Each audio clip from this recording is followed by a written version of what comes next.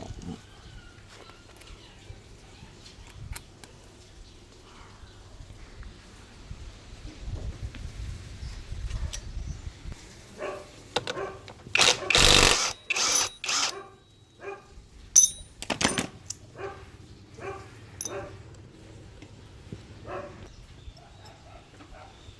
มันจะมีหลอกนะ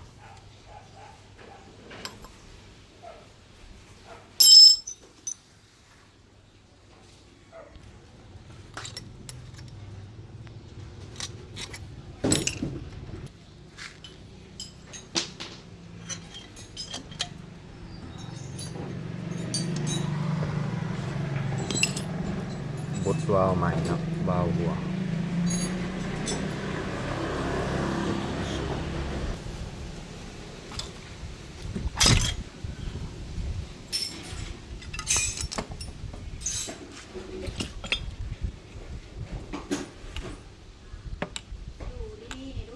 เปลี่ยนลูกใหม่เนาะ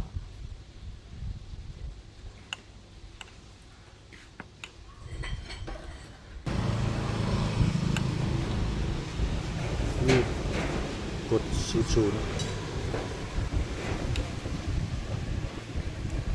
วาล์วกับบดใหม่เนาะเปลี่ยนใหม่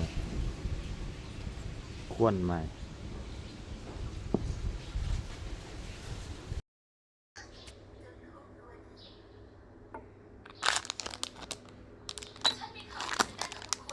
เปลี่ยนใหม่เลย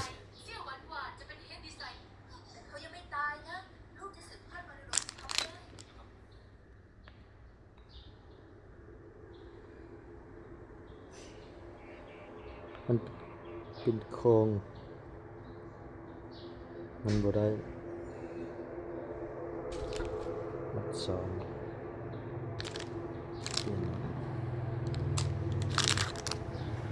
ไอดีไอเสีย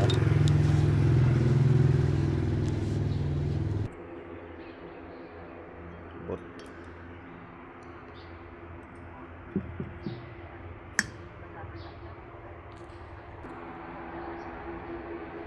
หินบดวาล์วถ้าเสร็จแล้วนะ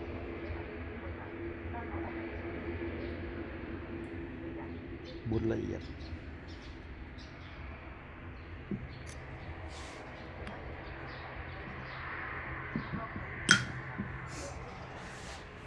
มันจะมีบดหยาบเนาะมันจะมีบดหยาบบดละเอียดเนาะของรถจักรใส่บดละเอียดเนาะของรถใหญ่แหละใส่บดหยาบก็ได้แล้วจริงมาใส่บดละเอียดตามหลังเนาะมันจึงแจบบดหมด2 ดอกเลยนะไอดีไอเสีย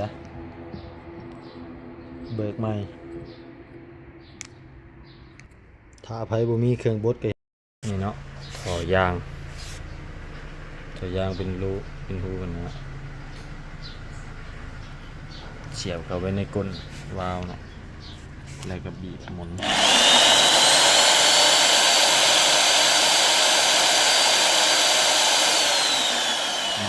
บด2 อันเลยเนาะ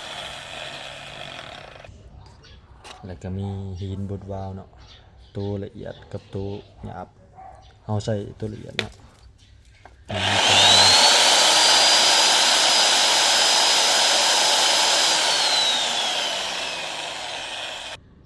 ตัวนี้เป็นดอกวาล์วใหม่เนาะเบิกมาใหม่เลยไอเดียเสียเบิกใหม่เนาะเพราะว่าตัวนี้มันเป็นคุมแห้งแล้วมันบ่ได้แล้วเนาะเบิกใหม่เลยเบิกแล้วก็บดใหม่เนาะ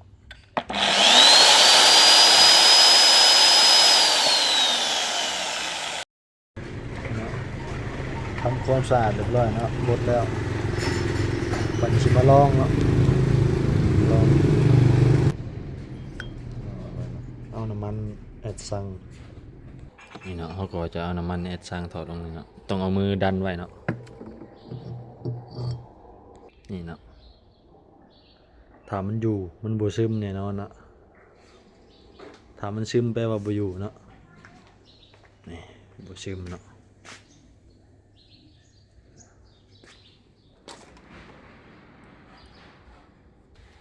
มแน่นๆเนาะคมแห้งๆถ้ามันบ่ออกถือว่าได้เนาะถ้ามันบ่ได้ต้องบดอีกเนาะ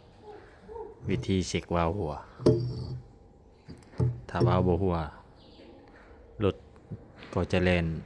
สตาร์ทง่ายเนาะติดจักง่ายเนาะเคยลองมึงแล้วเนาะถือว่าได้มันเนาะนี่เนาะเราก็จะประกอบชุดช่วงเนาะบัดนี้เนาะมันจะมีชิ้นกันวาล์วเนาะตัวนี้เนาะ2ตัวนี้เนาะใส่ลงไปในจุดนี้เนาะ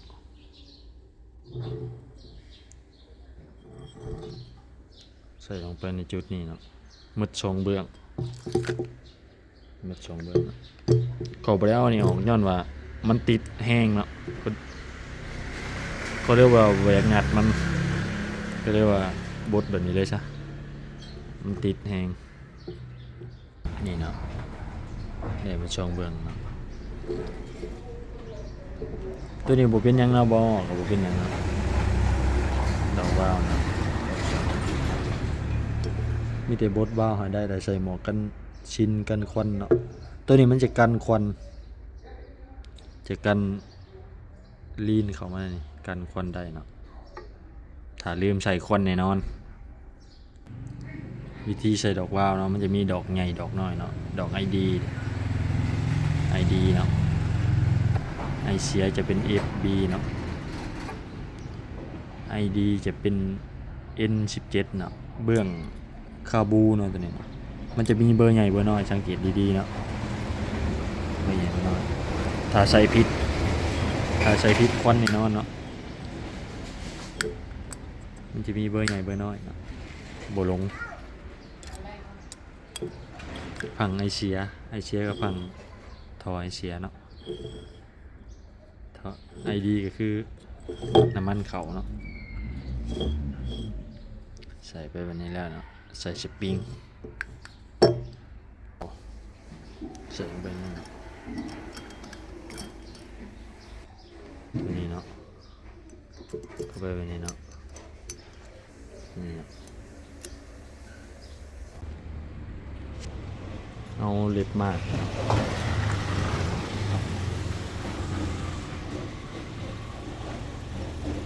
แล้วยางตีหลุดเนาะตีหลุดห้องนี้เนาะแล้ว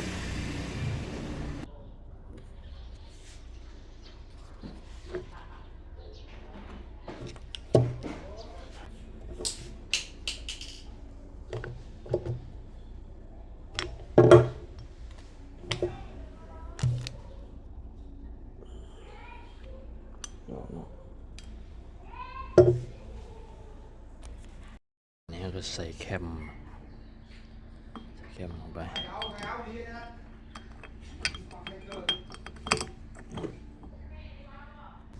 แคมลงไปเนาะใส่หมวกเนาะ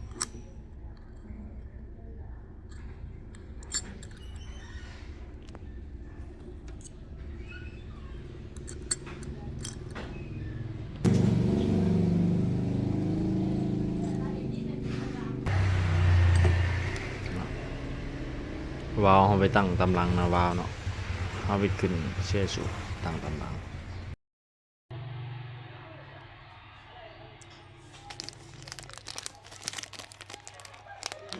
วิธีเรียงแหวน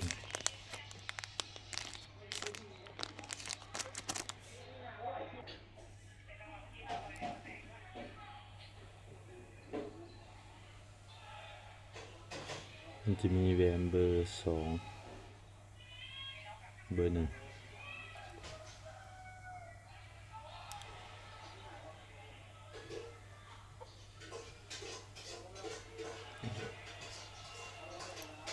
แหวนกันควันใส่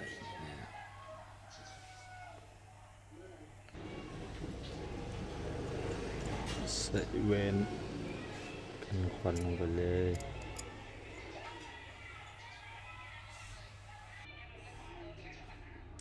จะมีแหวนน้อยๆ2ตัว2ข้าง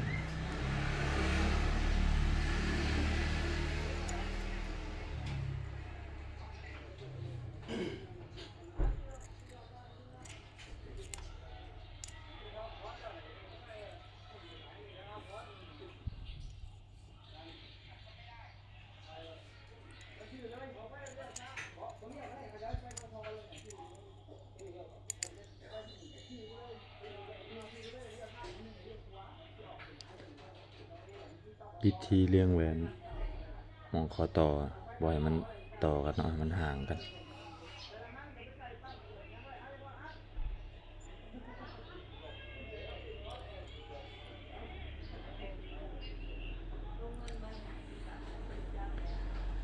เลี้ยงใต้บนแบบนี้เนาะ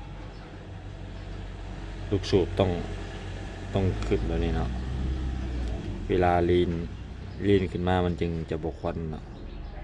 ลูกสูบต้องตั้งวันนี้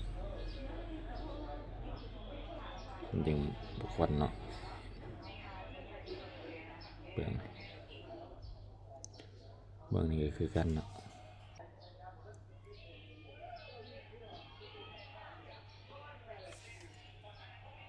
ประมาณนี้ก็ได้เนาะ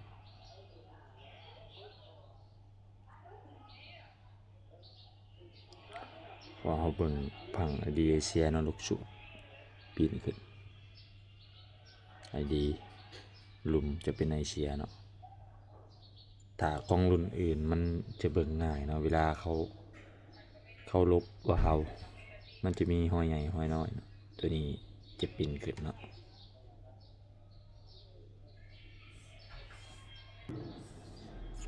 นะสังเกตมันจะเป็นคลองเนาะคลองแหวนนะจะเป็นบาแหวนจะเป็นเบอร์2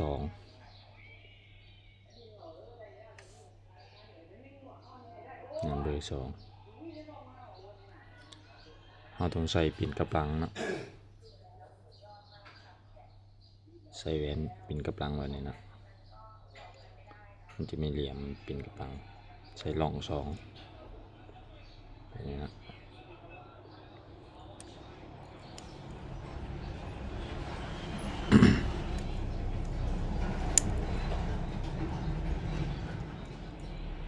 นี่นะ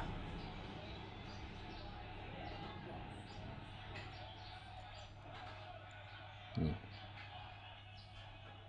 มันจะมีสันเนาะ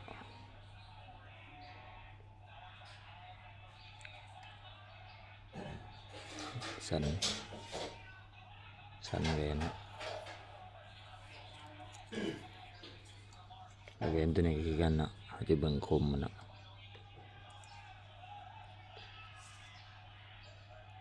มันจะมีเบื้องคมเบื้องแปรเนาะเบื้องลบคมมันจะปิ่นไปหน้าเนาะเบื้องแปรจะปิ่นมาหลังใส่ไปนี่วิธีเลี้ยงแหวน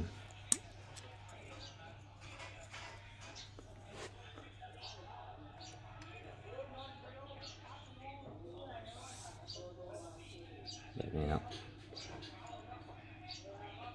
ปิ่นขึ้นข้างบนเนาะรถจึงบ่มีอาการควันเลี้ยงแบบนี้นะเลี้ยงแหวนใส่เข้าไปในเสื้อสูทเลยเนาะนี่นะมันจะใส่เข้าไปแบบนี้เวลารถมันจะปิ่นไปแบบนี้นะแหวนตัวนี้มันจะอยู่ข้างบนเนาะบนบ่าควันจะเป็นแบบนี้เราจะมาใส่กิบข้างลูกสุดเนาะกับสลักใส่เบื้องหนึ่งก่อนเนาะเบื้องได้ก็ได้นะคันถนัด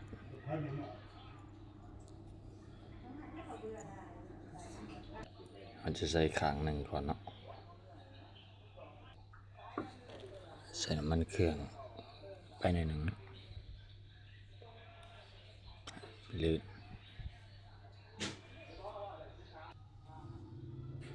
นี่เนาะทำความสะอาดงามน้ำใส่ไป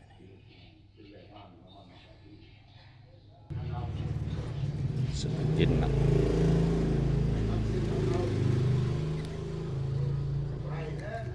ทากาว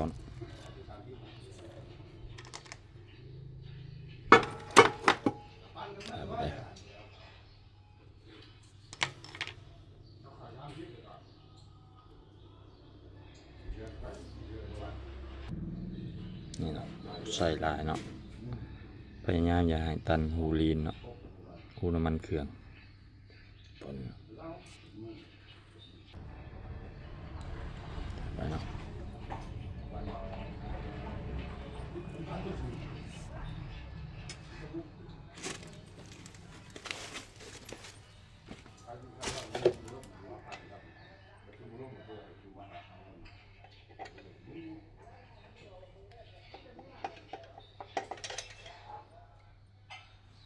เดี๋ยวต้องลืมบอก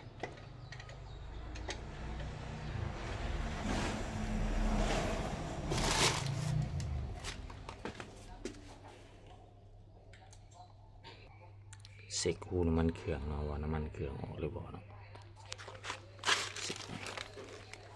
ยันมันก็ได้เนาะ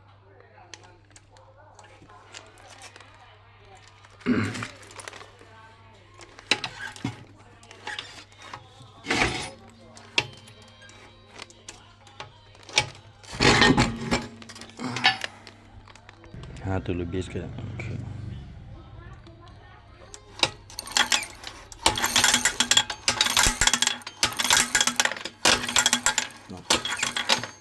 เช็คเบิ่งว่าน้ำมันเครื่องออกในนี้เนาะเพราะว่าเขาจะแล้วน้ำมันเครื่องออกเนาะขนมในหูนี่ถือว่าบ่ตันเนาะแสดงว่าได้คันลีนบ่ออกแล้วนี่เนาะรถจะมีอาการฮ้อนเนาะว้าวจะรถจะน็อกไวเนาะถือว่าใส่เลย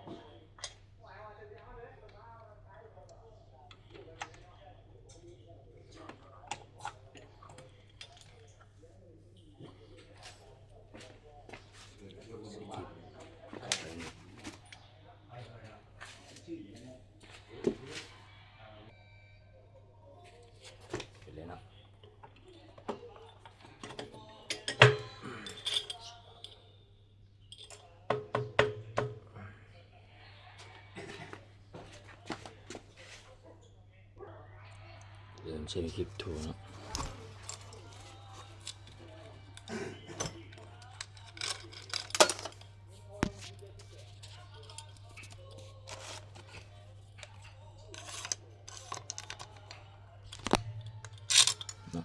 อย่างตัวมันเนาะถือว่ายังใช้ได้อยู่นี่เนาะวิธีตั้งมาร์กเห็นอะไรก็ได้ให้ลูกสูบมันขึ้นสูงสุดไต่บนเนาะเพราะว่าบอลตั้งมันจะอยู่บนนี้มันจะมีไม้มาร์กขีดชื่อเนาะเขาไม่ได้มากออกค่อยก็เลยตั้งศูนย์ไต่บนเนาะให้สูงสุดเลยเนาะให้ลูกสูบมันขึ้นสูงสุดตั้งไต่บนแบบนี้มันจะเห็นให้รถติดง่ายนิดนึงเนาะพอมันกลายมาประกินนี่สูงแล้วนึงตั้งไต่บนไว้เนาะแล้วเราจะมาใส่ฝาสูบเนาะใส่ไปกินเข้าไปเนาะ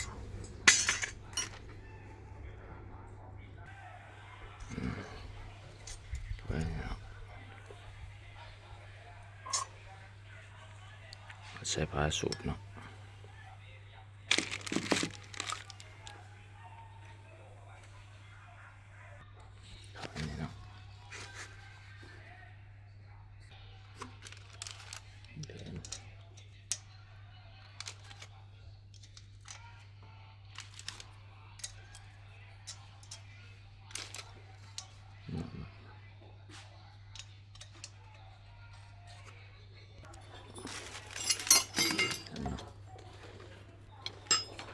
หันควบกันเนาะ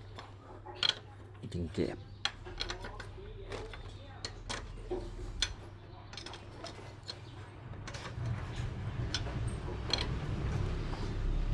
หันดึงมือพอเนาะห้ามหันแห้งเนาะ หน่อยน็อตสิหวาน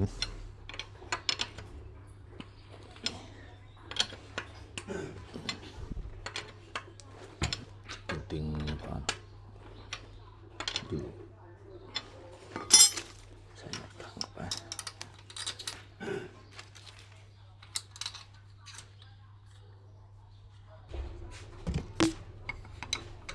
ตึงๆเนาะ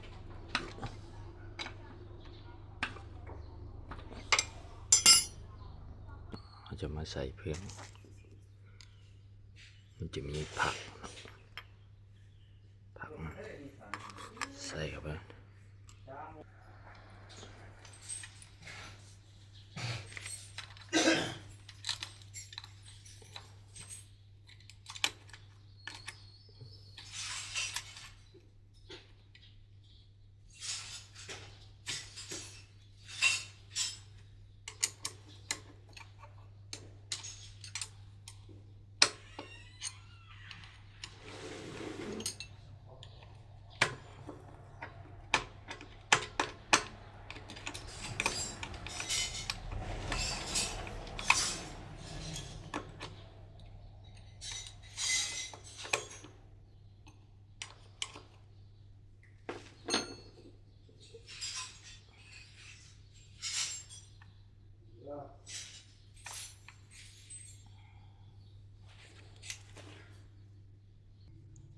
นี่เนาะ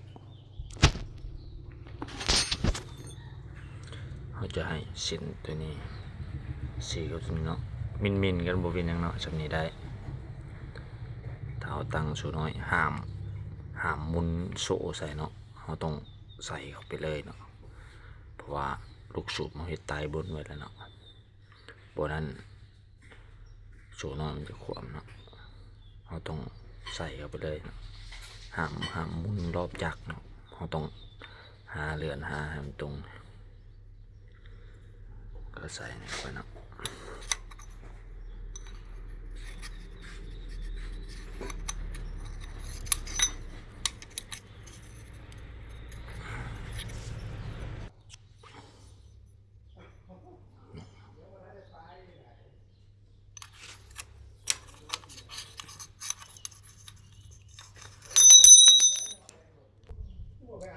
ตรง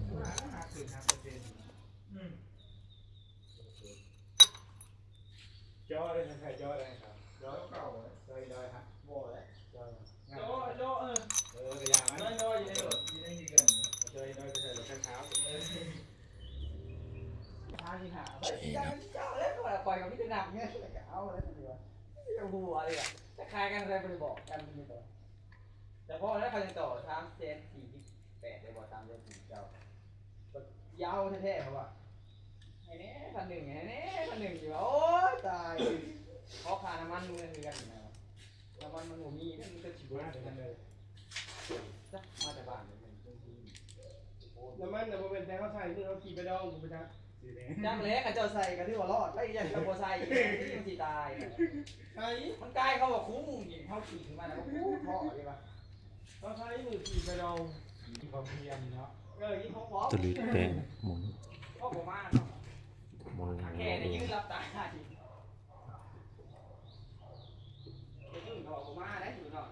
แต่คือพวกใหญ่อยู่แล้วเบิ้งหลังไอ้เนี่ยเด้อมาเบิ้งคอยเนี่ยเด้อ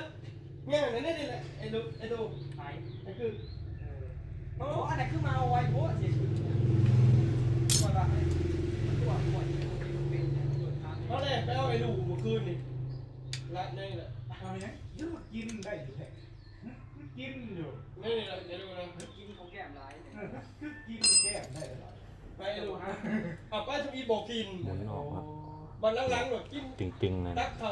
ขาจะอะไรเขา บ่ตึงแฮงตึงๆครับ ไม่เป็นไรใช้ได้ผมพูดด้วยมาเหยียบเบรกดีกว่า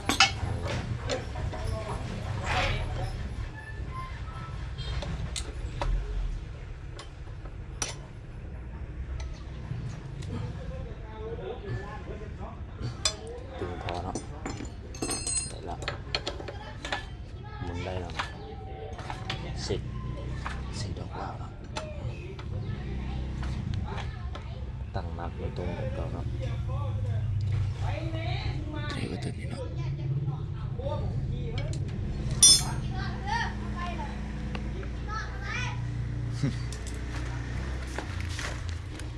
ตั้งวาล์วเนาะนี่เวลาเขาตั้งศูนย์มันตรงจุดตรง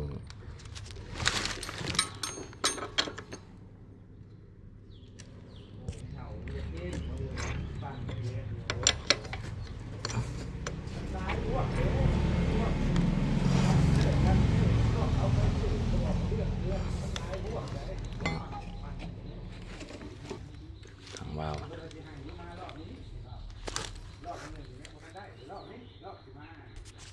เอ็มเอาขึ้นไปเลยไปจังหมู่นั้นมองไปอย่างตอนนี้กินชายรอน้องมาล้างน้ำไปนี่เล่นคนเล่นว่าโน่เลือดเลือดเกย์โน่คนแล้วน่ะเลือดกูโอ้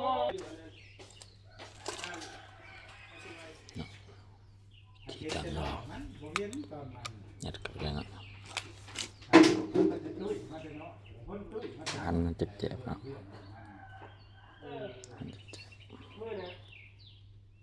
เจเบอร์เก่าหันให้มันจำๆเนาะครีมหันให้มันจำ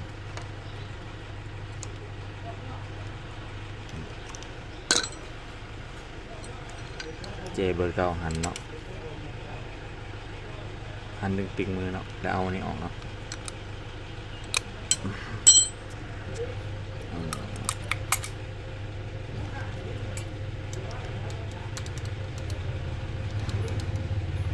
เขาตั้งชั้นนี้เขาเพื่อ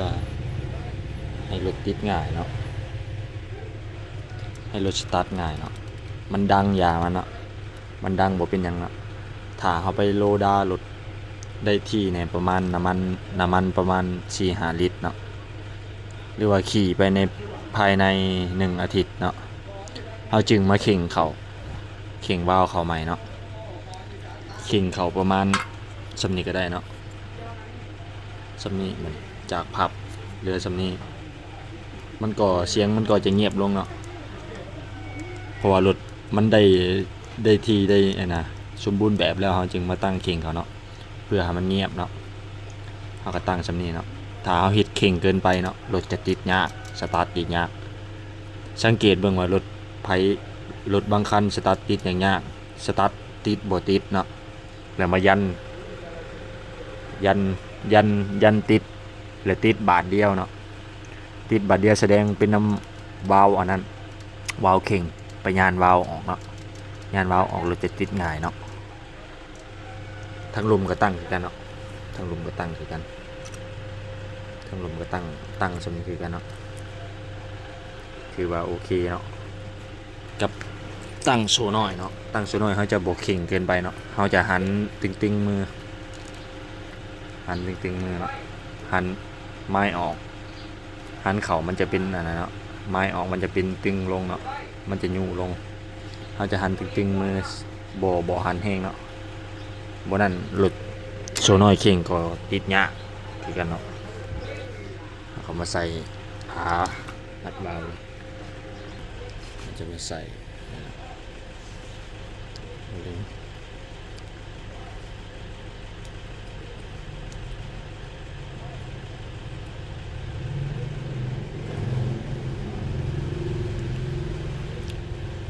รถบางรุ่นก็จะบ่มีเนี่ยเนาะมันก็จะง่ายมีแต่รถพีโน่เนาะที่มีโอลิงแบบนี้เนาะรถบางรุ่นก็จะบ่มีเนาะมีแต่หันน็อตเข้าไปเลยเนาะทากาว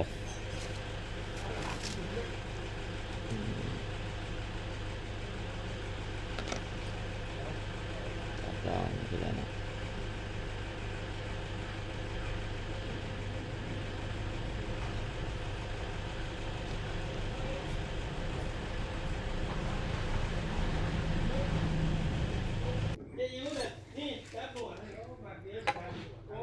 ต้องให้เบิ่งรูปมัน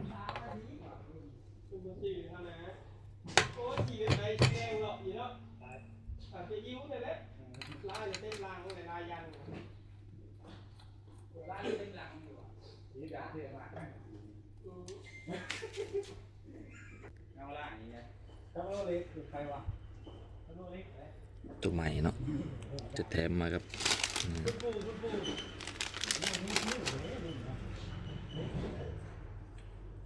ถ้าเราพูดแบบนี้นะกลัวเลยนะเราไม่ได้พูด ไปเนาะ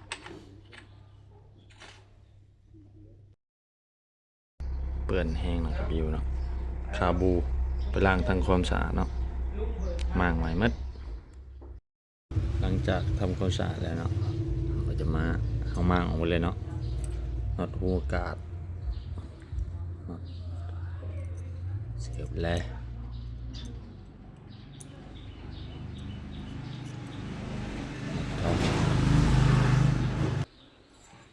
หันมันตึงมือ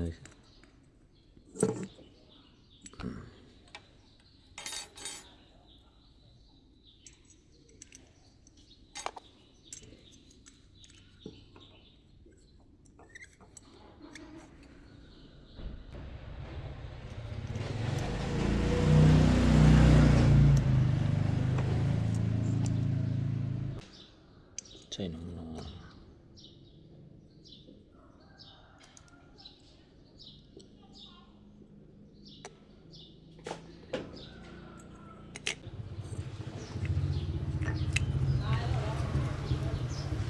กินได้เนาะ เอารถไฟคนเราเกินแล้วเนี่ยดู มันก็จะได้ไปนะครับถือว่าถึกเนาะ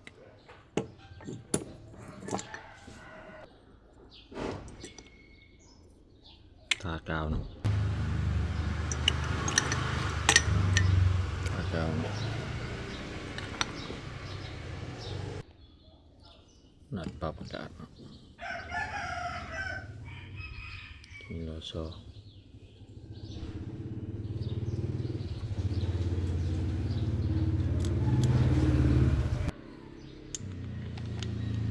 มันก็คุ้งเนาะ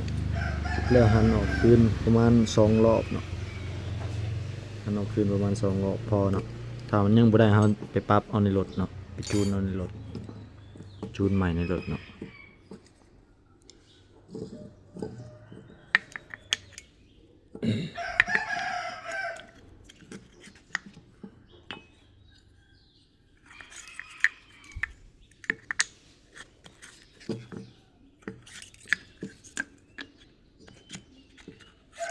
เนาะมันจะมีเหลี่ยมมันเนาะเหลี่ยมผักเราต้องใส่ปิ่นเข้าในเนาะปากเขาเยอะไปนี่ใส่ปิ่นไปบนนั้นนี่เนาะมันก็จะบ่เห็นผัก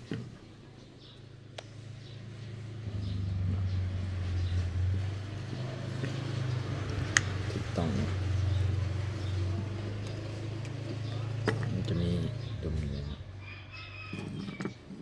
ใส่โปรฟิตแน่นอน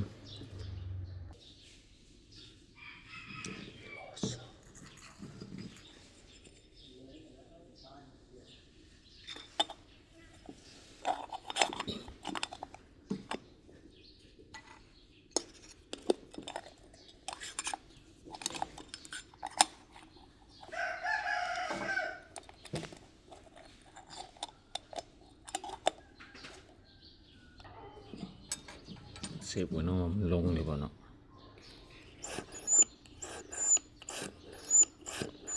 ลงนี่ได้เนาะถือว่าโอเคเนาะ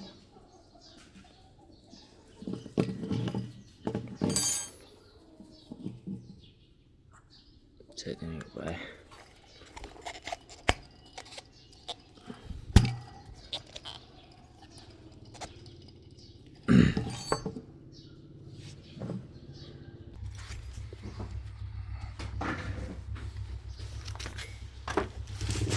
โอเคเนาะมีแต่กรอบเขาเนาะสำนีก็เรียบร้อยแล้วเนาะขึ้นรถขางขึ้นเลย